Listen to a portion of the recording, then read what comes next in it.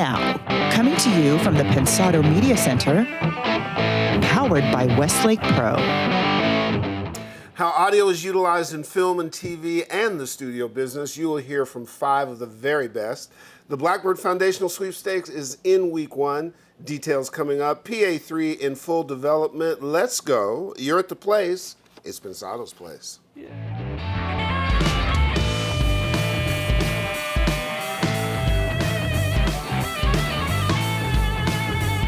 Man, it's that time of year again when things are moving fast and furious. So many cool things to catch you up on. That time of year means when I'm twitching. Me and Chonga are like, what the hell? Oh, you left twitching in the rearview mirror. Oh my God, here we go. It's good. It's painful, Yeah, but it's good. But this is, I know you work so hard, but it is a fun time of the year. It is. It's a great time of We the get to year. see our friends and stuff. So Good stuff coming. we're coming to a town near you within absolutely. the next decade. Should we share? Yeah. Let's share. Hey, family, great to see you and trust that you are doing well. The good folks at Vintage King, the Blackbird Academy, Lander, Avid, DTS, the Fab Factory Recording Connection, and Studio 202 DC make sure we can connect each week, and we thank them for that. Absolutely. You know what? We have a really cool tool for our audience. Can I share? Yeah. It's a cool learning tool. So the Blackbird Foundational Series contest is underway. And what this is to introduce you to video curriculum from the Blackbird Academy in the event that enrolling in the school or moving to Nashville is not practical. This option is affordable and will allow you to start learning the Blackbird Academy way. And, classic Pensado, you get to win cool stuff to boot. It's pretty simple. Here's what you do. You enter at the Blackbird landing page. You see this URL right here below me. 2 winners per week, and then a big grand prize winner at the end of 4 weeks. What will weekly winners get? How about a foundational series course, Blackbird drum samples for SSD and Trigger, a year-long subscription to Groove 3, which has even more cool videos, and a gift card from Hal Leonard. That's 2 winners per week, all gets that. Just entering makes you eligible for the grand prize, which is a flyaway trip to Nashville, exclusive VIP access to the Pensado Gear Expo in Nashville, which is a massive event and a great time, a Skype appearance on Pensado's place, and we'll talk to you and maybe even talk about you, because that's what we do. We're going to talk about it. Of course we're going to talk about it. Got to get them ready for the business. That's right. That's how it works in the business. And you get your very own private tour of the Blackbird Studios and Blackbird Academy, led by the man himself, the legendary John McBride. Yeah. That's a lot That's the of best stuff, prize and right I'm there. telling you, you will enjoy that prize. Here's what your behavior should be. Hurry up, enter to win. We start announcing weekly winners next week, and you want to look at this foundational series that you and I have looked at, that their first thing is just exceptional. Yeah, that's Right. an understatement. That's- No. it's the only way If you we'd put have it. had these tools when I started, I could have been somebody. Yeah, I mean, this is absolutely. amazing stuff. Absolutely. I mean, It can it's- save you a lot of time. Yep. So make sure you do that. All right. So our corner office host had a very interesting experience this week. Well, run this clip for me. And there he is, just a typical thing. This is how he warms up to go get a meal. He has nothing to do, or maybe this is what he does before he's going to have sex. I'm not sure. But he's getting loose. And it had an interesting result. You can come back to me now. The interesting result that you can't see, but you see that I'm holding something here? That's Don't right. mean to That's a laugh, crutch. John. And I'm going to introduce him by saying he's the high-flying Hungarian who hurt one of his hoofs. He goes by the name of...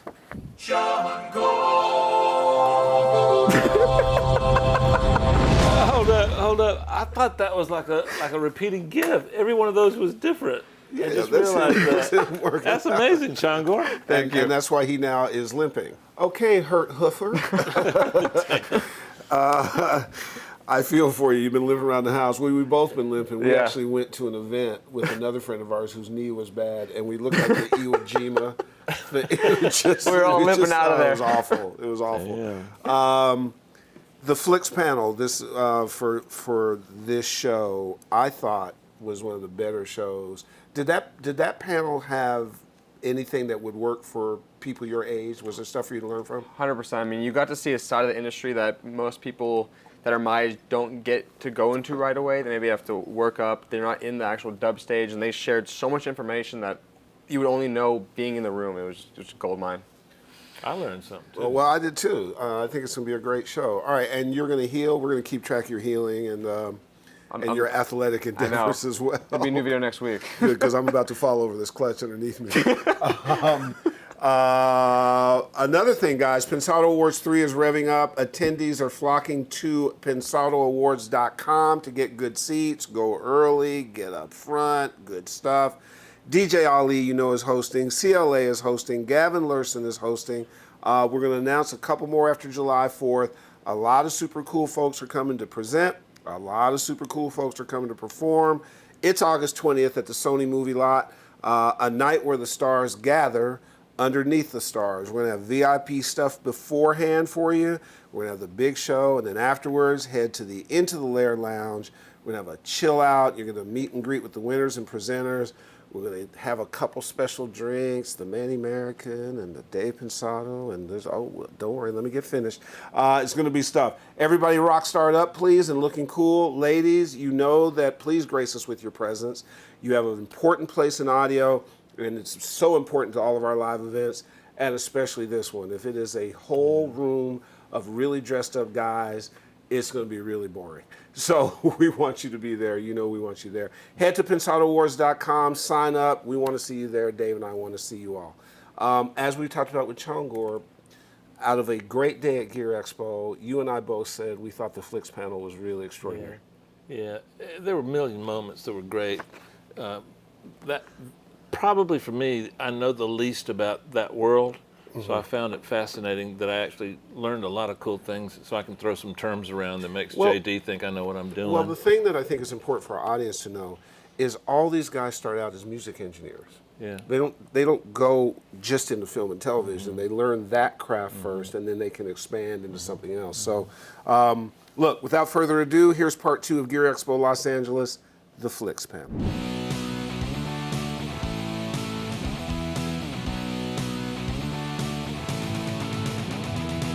Technology. Do you guys are plugins something you utilize in your space? Use plugins? I use plugins. And What do you like? You know, I'm a plugin whore. Oh, And, like a bunch of us. and my latest is there's some small company has done a lexicon emulation. It's not a convolution. It's an algorithm, and it's amazing. And I bought it like 4 days ago, and everything I'm doing, I'm using that on this particular project. You know, I go through phases. Like, you know, now I bought an S6, an Avid S6, a 40 input S6. And the beauty with Pro Tools 12 is I can set it up so that I have a preset EQ, and when I hit the EQ button, it turns that EQ on. So today I can mix on an SSL, and tomorrow I can mix on an API, and you know, I can mix on a Neve. And so I've sort of been getting into that because the last 2 projects I've done have been rhythm section projects. Like, we cut the rhythm section, and then we go and do the orchestra, and then I mix it like a rhythm section. So it's a perfect opportunity to treat it like an analog thing. So I've been doing that. But there's so many great plugins. By the way, I still use analog gear. Manley, Ivana, wherever you are, God bless you, Ivana Manley. There's never been a mix in the last 20 years where I haven't used a Manley massive passive on it. In 20 years, I haven't done a mix without a massive passive. Mark, what do you use? What do you like? Plugins. I'm not a whore. I'm Just slightly tawdry. You're with just a all little due loose. respect to Mr. Myers, You're just a little I'm more loose. of maybe like a cheap date. Yeah. Or in hip hop, that would be a thought. You know, my goal is all about storytelling. I'm more about, I would spend 90% of my time on the content versus what I'm going to do with the content. That is to say, I do use plugins. I'm a big fan of this new multi-tap delay called Slapper. You know, unlike you, Cargo Cult, unlike you guys, I don't have to deal with, I have to deal with the dialogue track, which is often not really beautifully recorded, so I have to do a lot of noise reductions, so the isotope tools are super handy in my end of the pond. Morph, pitch and time, Phoenix Verb Surround, because I can have a discrete 7-channel reverb, which is hard to find, an Altiverb. that's The a exponential audio stuff is amazing. I use the R2 all the time. On this end of the table, Joseph, Fred, what plugins you guys like? Or do you use? I know Joe does. You want to know something crazy? I'm going to change the subject on you. Okay. Driving in the car down here, I was thinking if they ask you one of these overall questions, what's most important to you, or yeah, what plugins, whatever. I've been thinking about the fact the most important thing to me, day after day, it's transducers. How am I gonna capture this, and how am I going to translate it on the other end?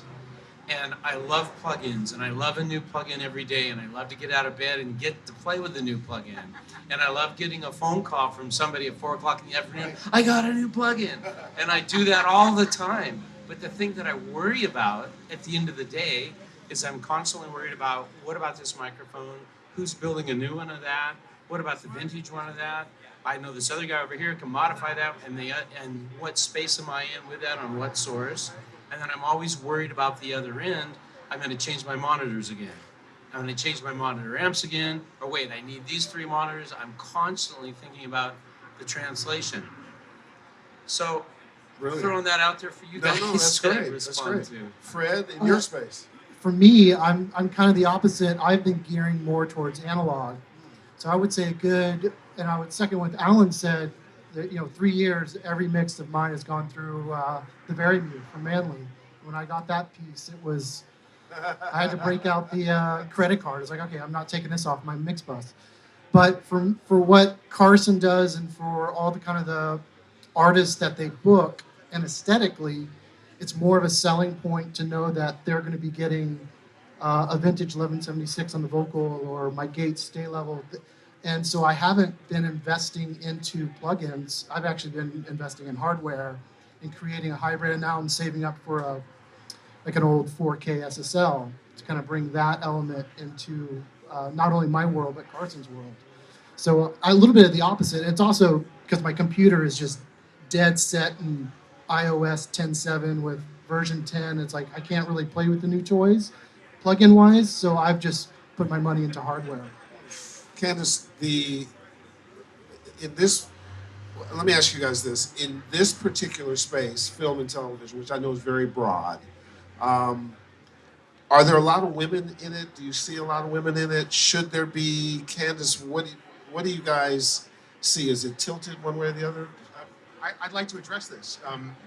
This has been a conversation that we've had recently because I just did a movie, and I'm going to expand it beyond women, and I'm going to talk about just the diversity of the industry. I just did a movie with an African American director, and he walked in to my rhythm section and said, "Where are all the black people?" And I went to my percussionist, who's Dan Greco, and I said, "If I wanted to hire a black percussionist to do this work, who would I hire?" And he's like, "You know what? There aren't any. No, this industry, my part of the industry, is not diverse, and I wish it was. There's so much out there. We get a lot of interns where I work. My studio, we get a tremendous amount of interns, and I'm always anxious to bring in women and people who are not necessarily, aligned with this type of work all the time, and get the opportunity to see what's out there and who's out there. So I encourage women and people of all races and persuasions to explore this world, because it's a really amazing world, and there's a lot out there, and there's so much more media now than there's ever been. I mean, yes, we're talking big movies, but there's internet and there's all kinds of stuff. I had these 2 women I worked with, they were interns, that went out and started a company doing music production for YouTube websites for young people that needed to be able to get music inexpensively.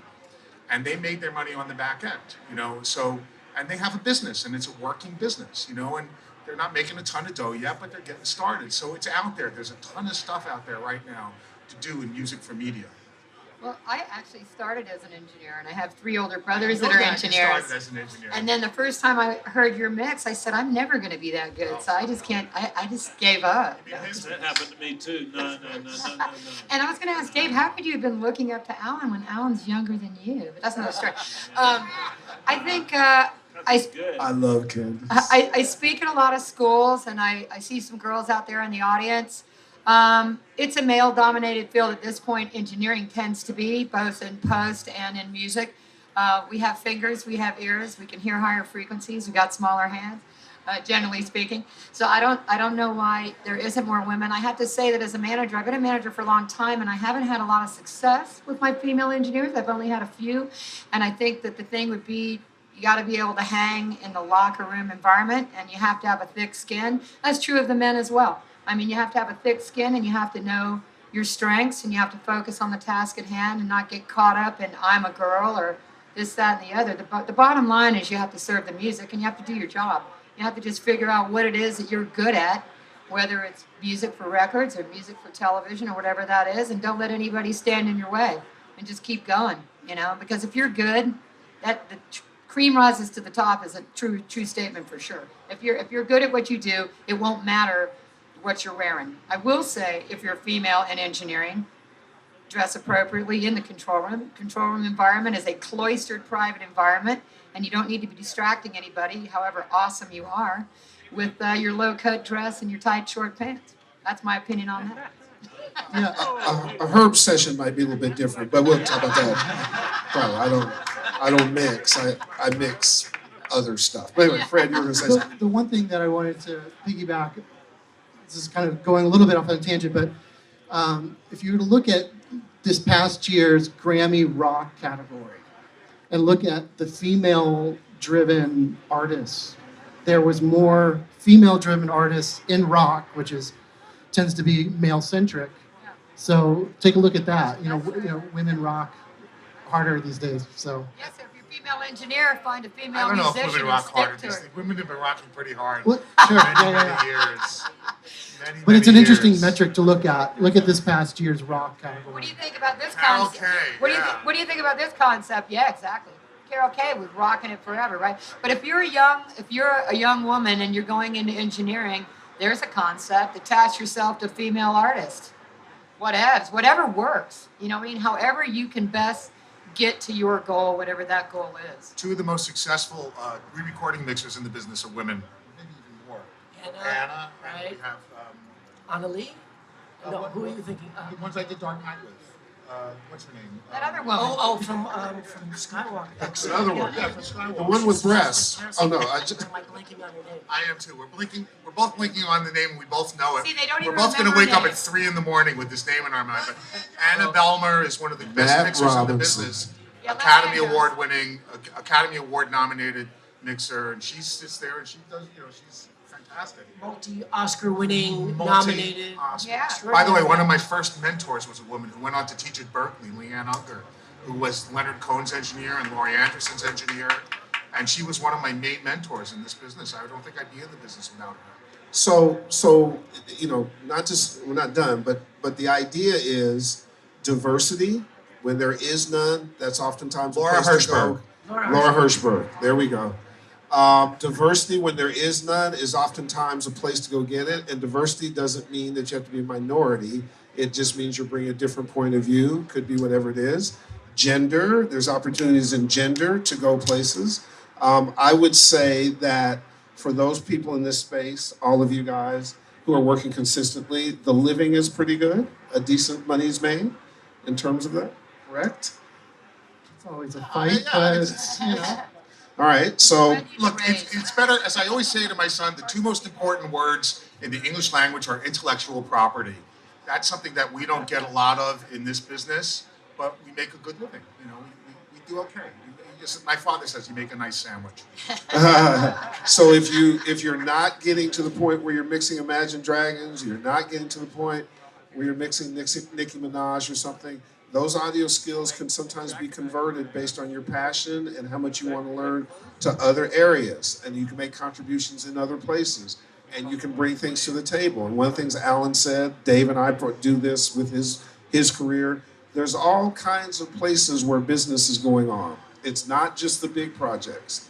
There's internet stuff, there's indie stuff, there's digital media, there's posting to YouTube and Facebook. We went up to Facebook and met with 5 of Zuckerberg's lieutenants, and what they're doing with Facebook Live, with Facebook Music, with Facebook partnerships, scary. It's just amazing. Dave and I are lucky enough, we've been asked to come up and speak to Google, and we just got an email through Lisa Roy, who's around here, Apparently, the demand to see us is so big they now have to move it to a different venue. I'm not saying that to pat ourselves on the back. What I'm saying is we asked them on the phone, who knows about us? We didn't think they would know at Google. And they were like, they almost laughed at us. They kind of went, you chump, you don't know what the hell you're talking about. And apparently they hire a lot of left brain, right brain people. They hire a lot of musicians. They hire people who can understand coding but are creative. Audio is important in all their applications. And then they said to us, which Dave and I called each other later, just gobsmacked, to use a British term, and the main source that they go to keep up with things is Pensado's place. We were floored, absolutely floored. But I'm saying that to say that's opportunity for you all. That's opportunity for you all. We'll go up and do our thing, and Dave and I are trying to act like we're smart and we're practicing and rehearsing and shit, because we can't go up to Google and fuck up. Like you gotta say some smart shit. You gotta find a pretty black woman, Herb. Well, yeah. Google. You know what? That's a good point. Maybe And he's a VP. and I operate with diversity too, so she doesn't have to be black. I'm all colors are welcome.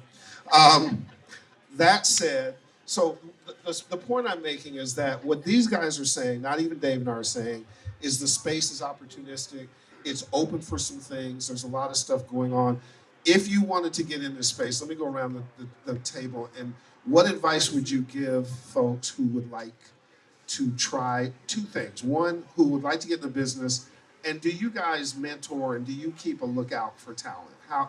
What would you advise them? First thing I would say is that when I was at SC a long time ago, and I was scared to death to do this first engineering job that I was going to get, which happened to be with the LA Philharmonic, and I looked at my professor, why me? And he looked and he said, look, dude, why not you? You know, instead of looking at yourself in the mirror, well, I can't exactly do this, and this guy does this better than me. You know, if you want to work really hard at something, why can't that person be you? Put yourself in that mindset and just move forward, go out and do it. And then the next little piece of advice I got was from a three-time Academy Award-winning mentor of mine. He said, look, McGee, stop it, calm down. You on a bad day is better than most of these other guys on a good day. So as I started to learn my craft, that was his backwards way of saying you're actually getting good at this, and just calm down and realize that. So I think we all wake up in the morning and find ourselves somewhere in that continuum, and you just got to pat yourself on the back and step out and do it. I don't know. Fred, what do you think? For me, I can only speak of my personal experience, and the biggest, I think, jumpstart, because I really wanted to do this, so the biggest jumpstart for my career was interning at a studio. And I remember being in Boston at Berkeley, and this is when we had the Yellow Pages, and I went through and I called every studio in Boston in the Back Bay. I must have called about 20 or 30 studios, and only one person called me back. And there was a little studio called New Alliance, and this guy, Andrew Murdoch, ran it, Mudrock. And from there, you know, I did Blue Man Group. I had my first platinum record. So it was, you know, I learned how to align tape machines. I learned all the different microphones. So to me, it was just interning at a place that I wanted to be involved with. And for that was rock music. So I went to a rock-centric studio. And to be honest, you know, I need to kind of step up my game and find some people who I can welcome into my space and help me out. They are all out here. So talk to Fred afterwards, who would be interested in having that conversation. Sorry, Fred, I set you up there.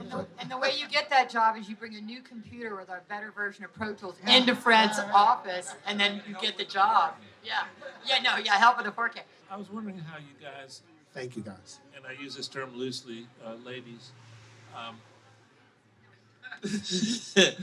how is immersive audio fitting into your world? Is it being accepted? Should we expect it? Do I need to buy new gear soon? Any opinions? Anything that advances the story is a useful tool.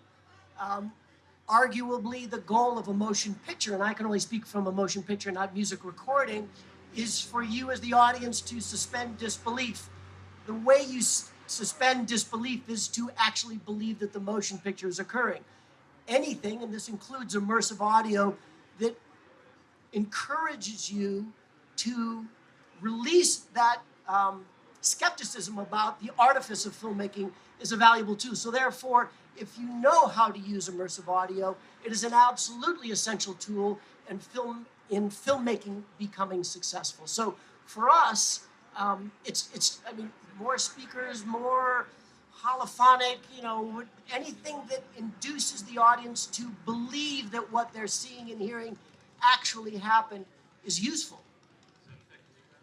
Yeah, I spend a lot of time thinking about immersive audio, but I feel that for music, as it applies to film, immersive audio, the minute you distract people from the storytelling, you've taken away from the integrity of the film. So I like to use immersive audio in a very subtle way. I do use it. I record special microphones just specifically to put into additional speakers, but when I mix my music, I mix using those microphones, even when listening in a 5.1 or a traditional film environment, so that the music sound doesn't change when it goes from 5.1 to Atmos or anything like that. I try to integrate everything together, but the thing I don't do is I don't try to trick people, and I don't stick drums in the back, I don't do anything like that, because the last thing in the world you want to do, unless you're asked to do it, is make someone turn their head, from the story, and Mark's world and Joe's world, to a large extent, they have those opportunities, and I feel like if I do my job right, that my world is just going to sit with those other worlds and let them do their thing and support that, and if you want to use immersive audio, if you want to expand your image, create a little bit of additional depth, feel free to do so, but not at the cost of storytelling and clarity. One of the things I think you start to realize when you start to mix live sound, I've done both. When you're sitting in a theater and you get to all of a sudden come up with a creative idea, I can make the so-and-so come up out here and people will be blown away. And then as a live mixer, you do that and you watch them go, that's cool. Emotionally, I got it to happen. So one of the things that the more speakers you have to be able to mix to, I think it's great fun. It's thrilling, actually. And if you think about the power bandwidth, as you add more channels and more speakers, you have more and more power. So in a lot of the stuff I do, we basically try to fill every single element at one point in that theater with sound. So it's not traditionally just coming anymore in a musical way off the screen. And I look at all this as great, wonderful opportunities, actually. Anytime someone gives me more channels, more places to put things, and creative ways to interact with the story, I'm just, let's go, let's do it. There's excuse me, one of our sponsors, recent sponsors, is a company called DTS, who I think may be out here. Destin Bennett may be running around. And we went in, we're the Pensado's Place team, and it was all the hitters, Dave and Chongor and Leandro and myself, and they have this beautiful thing in Calabasas, and we sat down as the big bad audio show, and they're going to show us 11.1 and the stages and reach and all this kind of stuff. So we put on the headphone, they give us a demo, and then they're going to show us the actual process, and we put on headphones, and all four of us go, wait, your headphones aren't working. We were loped up. No, they got the Pensado team. We know fucking audio. Are you fucking kidding me? And they just laughed at us because it was going on in our heads, and we didn't realize it was going on in our heads, and we were trying to turn stuff up. They blew us away with that application, and because we weren't prepared for it, we actually lived it, and then we started talking about, then you called them back with some ideas and so on and so forth. So the point I'm making is, strap some NS10s onto your head with tape, and it was something along that line. I had Leandro put on 2 Aratones right up into his head because they said you couldn't use it with speakers, and you tell me that, I got to check it out, right? So I sent him a picture with Leandro with 2 Aratones right up to his ears, and it worked, didn't it, Leandro? But the point being that what you're hearing from this panel is that technology is evolving. I want to introduce them all to Lander, if they don't know about it, and introduce them to Audionamics and some of our things. But you never let that get in the way of the point. It can't get in the way of the point of the movie. It can't get in the way of the point of the television show. I want to play the devil's advocate about immersive audio, and I'm very green and novice up here about it. Especially some of these legendary guys. I've only been asked to mix a few things. Like for our show, I mix in stereo, and we actually broadcast in stereo because we're past this time limit. Fallon and Myers will be 5.1. but for us, we're stereo. And I was asked to do a New Year's special a few years ago. It was like Tony Bennett, The Roots, I forget else, Jesse J, and I had to mix in 5.1. And I don't have a 5.1 system in my house as I listen to music. So I had set one up, and as I'm calibrating it, it kind of harkens to what Alan was saying. It was very, for me personally, listening to music in 5.1 was very kind of dizzying. I wasn't used to it. And so it was very much a safe, when I mixed all that music for New Year's, it was very much like, okay, I'm going to put a little bit of crowd in the back, but I can't really be super crazy. And then I want to bring up the point is, how many people have 5.1 in their homes? How many are set up correctly? Okay, I mean, you know what I mean? I'm talking about the end user who's going to digest the story. I mean, I go to people's houses, I go to A&R offices, and their stereos, 2 speakers aren't even set up right. And in fact, I remember flipping the polarity on one speaker.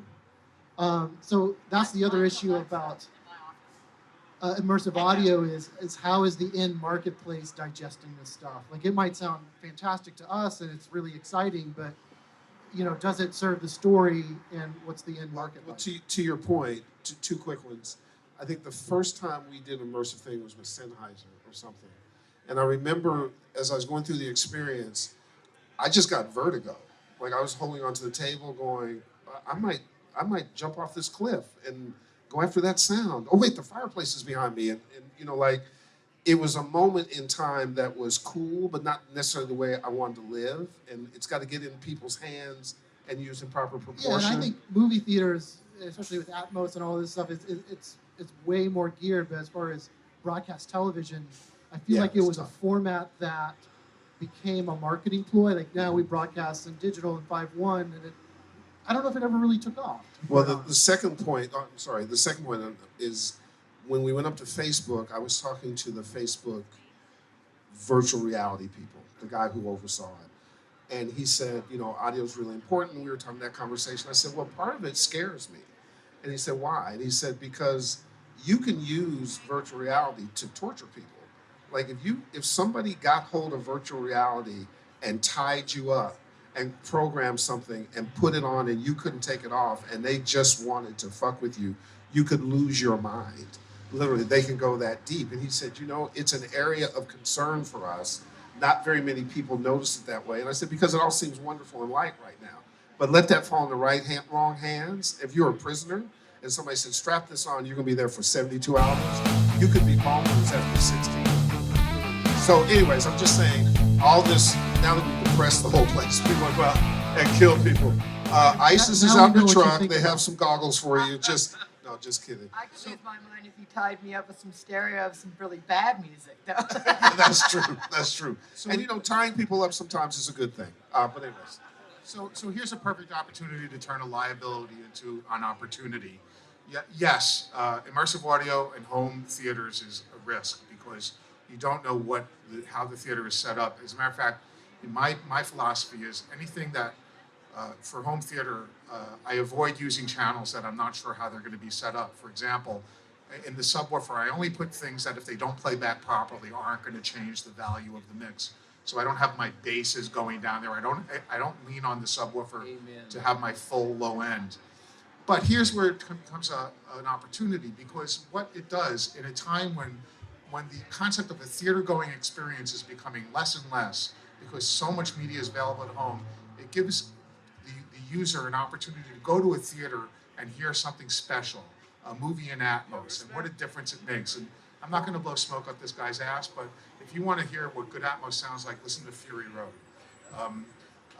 And so the way I see it is now it really becomes date night. You know, it's like you go out, you go to a movie, you hear this incredible thing, and you go home and it's a different experience. You know, you can't expect the home experience to be the same as the theatrical experience, nor do you want the home experience to be the same, because then people aren't going to go to movies, you know? And we want people to go to movies. Well, everybody said they weren't going to blow smoke up Mark's ass, so I will. Man, I watched your Oscar speech, and it was inspiring. And you guys should watch it. I've got a couple of questions I want you to expand on about the speech. You said that sound artists are storytellers. Right. I always felt Important that message. I always felt that our mixing world was and them was about visuals, creating a visual through audio. And then you had your other quote, "See without ears." I want you to expand on both those. Those are amazing. Well, I think our charge is always to be artists first. And I was going to answer Herb's question earlier when he asked what advice that I would give aspiring sound designers. And that would be see yourself as a storyteller first. I can tell you I've never been hired because I had great plugins. I was never hired because I used 192 kilohertz sample rate. None of the technology has informed why I'm a success. The reason I'm a success is because I'm a sound artist. And what that means is that I've learned to be a storyteller first. And so the best advice I can give you is, sure, you gotta know, you gotta have your core, you gotta have your science down. But that's not what you're gonna get hired by. You're gonna get hired because you know how to tell a story with whatever the milieu is that you work in. I'm a sound designer. When I meet a director, my goal is to talk to him and find out, what is the scene saying? What is the story saying? What are the characters saying?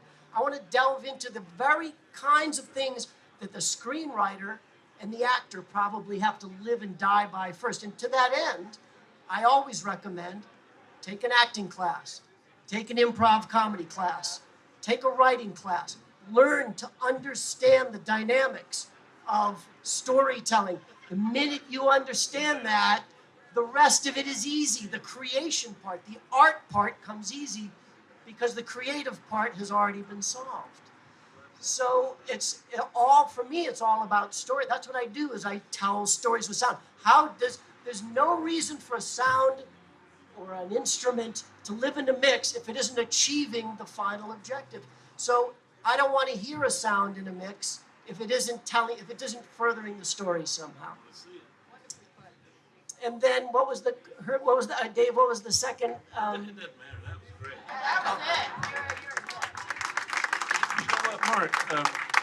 I'm not kidding. That hit me hard because I've always felt like the job of a mix engineer is not just to mix the record, but make you think you know what color the guitar is, makes you think you know what color the skirt is, and what the underwear looks like on a singer.